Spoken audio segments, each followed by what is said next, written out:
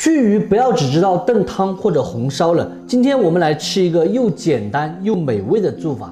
打整干净的鲫鱼上1字花刀，加姜葱、盐、鸡精、胡椒、花雕酒，活转的先腌制起来。另外来一点甜椒口啃、紫姜口啃、姜葱蒜口啃，再来一包专用的剁椒王蒸鱼调料。这一款调料呢，无论你是蒸鱼也好，蒸排骨也好，只要是做剁椒系列的菜都是可以的。味都给大家调好了，什么都不用放，蒸出来的鱼是滋滋入味。喜欢吃剁椒系列菜的朋友，可以点视频下方的小黄车去告一下，记得拍3包会更加的划算。条段的，调好的料汁舀在腌制的鲫鱼上，最后稍微来一点油，吃起来会更滋润。蒸锅内水开过后，上蒸锅，盖上盖子，用旺火蒸8分钟就可以了。鲫鱼时间蒸够，关火，揭开盖子取出来。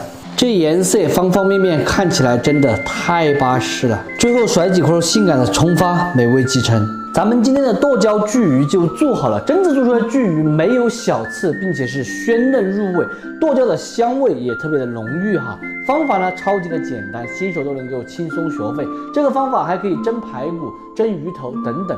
喜欢的朋友收藏着，有时间的时候试着告一下，不喜欢的免费看完撒过了。这个鱼有好安逸，你们懂得起噻。